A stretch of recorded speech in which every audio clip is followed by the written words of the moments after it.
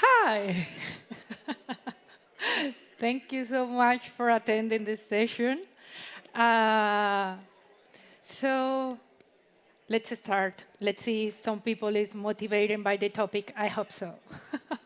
I hope so. Also, someone is online, and thank you also for joining that. Okay, my talk is going to be about governance in citizen science technology.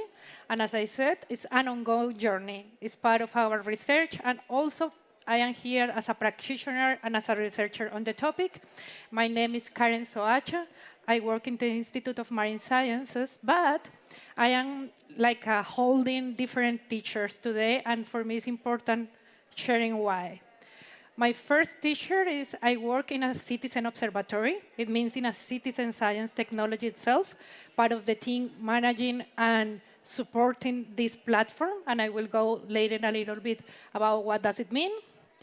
I am also part of the group of organization that is right now working on conceptualizing the pan-European research infrastructure for citizen science.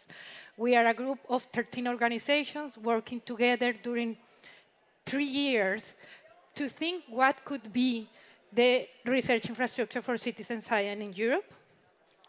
And my last teacher, but not least, is I am the co-chair of a participatory science network that is focused on connecting practitioners, researchers, and communities across Latin America, the Caribbean, and the Ibero Peninsula.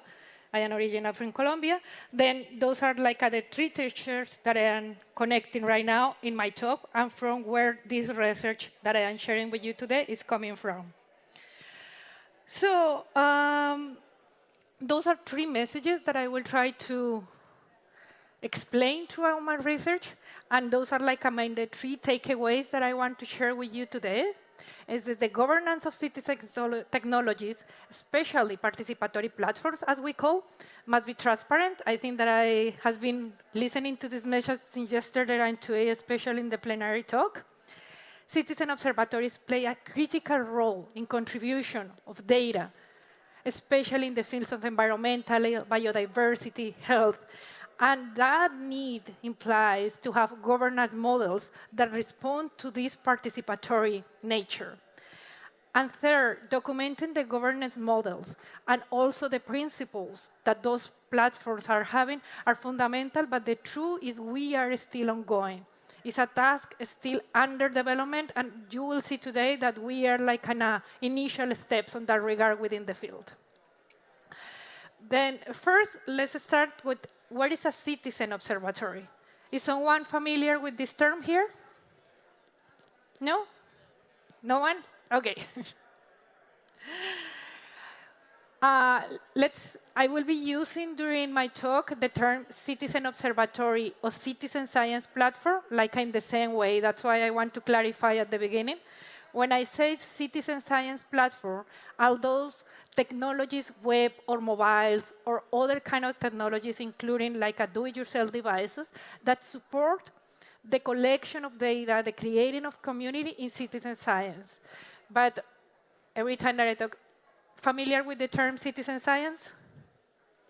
Okay, 1 person. But just very quickly, when we talk about citizen science, it's the active engagement of public in the creation of science that can be from designing the research question to publishing the results, all within collecting the data, validating the data. The most common approach that we know in citizen science is people actively contributing with data, but people also can contribute in any point of the research. Then those platforms that we talk here is those supporting this process of citizen science.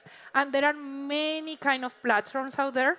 Just in Europe, we are working on an inventory, and we can identify more than 300 platforms out there supporting citizen science. We are focusing nowadays in one very specific, that is citizen observatories. The term that we are using is because we call citizen observatories in this context the combination of technologies, data, people, standards that support data collection, but also, and very important for us, the creation of the digital community behind that. Those platforms allows the engagement in participatory science. And we also within the community try to point out that Citizen Observatory is the mix of the social and technical component, that we cannot talk of this platform as a merely infrastructural software or hardware devices. When we talk about Citizen Observatory, we talk about this nice combination of the people, the standard, the processes, the knowledge that is exchanged, as well as the software, the hardware, and all other infrastructure, all this mix. So I will go a little bit faster in this point, but I just want to point out why it's important and why we consider talking about governance in citizen observatories as important and the role that CEOs is providing to the benefit of society. Citizen observatory right now, as a facilitators, they support right now billions of data among the world that is open and accessible for using in research and in decision making. This information is allowing us to take better decisions, and especially timely, because society and especially public have the capacity to collect data in a time that many other actors don't have. That's why scientists, and especially in this case, I'm talking with a teacher, also as a researcher, we don't have. We need to work with the society to have this data at that time. And to respond to challenges that right now is asking for us to be faster, biodiversity loss, climate change, and many others. This is just a very short image, but I think it's very clear. One of the most well-known citizen observatories across the world that is iNaturalist. I don't know if anyone here use it? Okay. That nowadays has available more than 253 million of data. And this is just one of the platforms across the world, maybe most well-known with the most amount of data. But there are many others out there that are benefiting with many data across the world. So with this context that I was just trying to say why it's important those platforms is why are we working on governance and ethics? And here I am trying to talk from two voices. One, talking as a manager or part of the team manager, one of the citizen observatories that is called Minka, but also as a researcher that tries to contribute to the field that is important to talk about these topics for us. I think that these initial sentences in this context are more than explain. It's not necessarily to go deep on that, but what we are trying to make a call right now is, in our field, we used to believe that the platforms are a tool still. In citizen science, we used to believe that the people doing citizen science, the researchers, are the ones having all the agency. But the truth is, one is the people doing the research and the citizen science project, and other things are the platforms out there supporting the data collection. And those platforms itself nowadays provide open services for hundreds of projects. Just iNaturalist is supporting the collection of data for more than, let me just go back for a moment. Oh, the data not here. But it's thousands of projects. Thousands of citizen science projects are putting their data there. Then, what we want to call in the community or make a call in the community is those platforms have agency. Those platforms have principles, those platforms have governance models. And it's a topic that still is not very well known within our group or within our citizen science community. And our reflection is, should we be open about these governance models and about these principles behind these platforms that, even if they are open and free, are holding the data of many citizen science projects behind? And then is when our research starts. And now I'm going to be a little bit faster in this point, and is that those platforms have positionality, and we have been doing research about the positionality of these platforms. And essentially what we identify is those platforms are mainly negotiation in three areas, that is ownership, sharing, and accountability. And in each of these areas, it means how the data is appropriated by whom, under which rule, how the data is shared by whom, and under which benefit, and who accounts for the benefit. Each platform can take different roles. Some platforms can act as an enabler, other platforms as a mediator, other platforms even as a gatekeepers. And I will give some examples in our own case, with our own platform, how are we acting in different ways in this. Then we put out there an initial proposal of a framework to invite the citizen science platform to reflect about their roles. What are they doing related to the data that they are managing? Are they acting of a gatekeeper? Are they just keeping the data for certain kind of users, protecting under certain kind of arguments? Or are they opposite? They are acting as a mediator between the users of the data and other stakeholders. There are like different roles that we are inviting with this tool to the platforms to openly display these roles. As well as we are proposing the framework, we are working in a set of principles that, as a platform, we are also reflecting and trying to share with other platforms. I will not go deep on this, but I will share with you some examples on how we are transforming these principles in actions within our platform.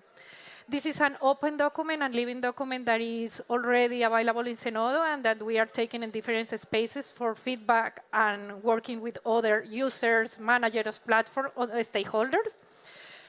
So related to these principles, what we are trying to share also is what is the background of these principles. Those are coming from different initiatives, some of them in Colombia, some of them here in Europe, like our network of 9 citizen science platforms that we were testing, and we were working then to understand the governance dynamics that they have, and how they have been building this model of governance, and how they have been building this, like in certain way, these principles. But what I want to go deeper here and let a little bit of time for the Q&A session is essentially our contribution right now is the framework as a tool for reflecting by the platform which role, the principles that I already shared with you, and how are we putting this in practice is with the MINCA governance models, the MINCA, the Citizen Observatory, and through standards, protocols, and data sharing agreement that we are implementing within the platform.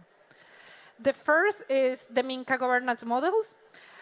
That is, I will share with you, is one of the most challenges. I have heard during these 2 days the multi-stakeholder model for governance is the most important one, but in fact, implementing this, even in a citizen science platform, has been extremely challenging for us. I will share that with you. The consent commons, the data citation, and the data sharing agreements. So, related to our governance model, we are a group of 15 people managing this citizen science technology that, in practical terms, is a web and an app, and all these people behind working on principles, curation of data, ethics, communication, policy. But this is just a small group putting in practice something bigger, that is the communities that are really important for us. We call this like a 4 type of community. We call it participatory community, that is essentially the public and the people out there generating data and validating that. The academic community, usually we have alliances with researchers and other kind of universities to really engage on validation and exchange of knowledge with the participant. We call, mobilizing community. The mobilizing community are usually the local NGOs that we need on the ground to really engage people. We are not like as a platform going there to the people, use the platform. Usually we provide or we invite the people that is on the ground, social organizations, conservationists to engage. This is what we call mobilizing. And facilitated community is what we call governments and other kind of actors that are necessary to do any kind of transformation in the territory, or even have the access to collect some data. Then for our governance model, all of these actors are necessary to sit and to try to conciliate, to take over decision of the platform and reflect their needs and their expectation in terms of settings, functionalities, protocols, and process. This is our expectation. In fact, it's extremely challenging. It's extremely challenging. We create this that is nice, always like kind of drawing to say, okay, we are going to have a panel by the different actors. We are going to have notes by regional areas. We will have an executive board. We will have a coordination team. There are many lessons learned behind this, because it's, in truth, saying that this is functional is very ambitious. It's not. It's very complicated to see all these actors and trying to do these demands. But what we are doing, trying to implement step by step. One implementation that we have done is something called consent commons, for instance. One is how to make transparent the agreements or the terms of use behind the platform. Most of us, we know that every time that we go to a new platform and you say, do you serve the terms of use? How many of you are reading the terms of use? We don't have time. This is going to be our life. This is an initiative like Creative Commons that through an icon try to communicate very easy to the participant who is managing to the data, if there is transfer to the personal data for other purposes beyond the platform. I know it's pretty ambitious right now, but we implemented with the expectation that in the future could work, that many people would easily recognize these icons, and instead of reading a terms of use or 15 pages, is going to understand that this implies, for instance, that one important for us, as there is no transfer of data outside of the platform, personal data, is an important for us to communicate. We have this icon saying to the user, but it's part of our commitment, but it's still ongoing. Also, we are working on the recognition of the data produced by the users. And one of these is we create citation guidelines. We are working in a process where the people receive a notification of who is using their data. It means if you produce a data, then if someone was using for a research article, for a policy, or for any other purpose, you receive directly in your email a notification of who owned the web page process. We are working on that, and it's part of the benefit on taking back to the user.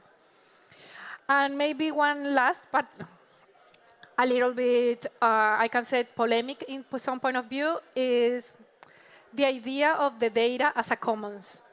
Citizen science data rely a lot on the validation of the data by the community. Even if you produce a photo of, right now, a plant that you don't know, you upload to the platform, there are many people there saying, this, what you are seeing, is this. Then we started to have the conversation.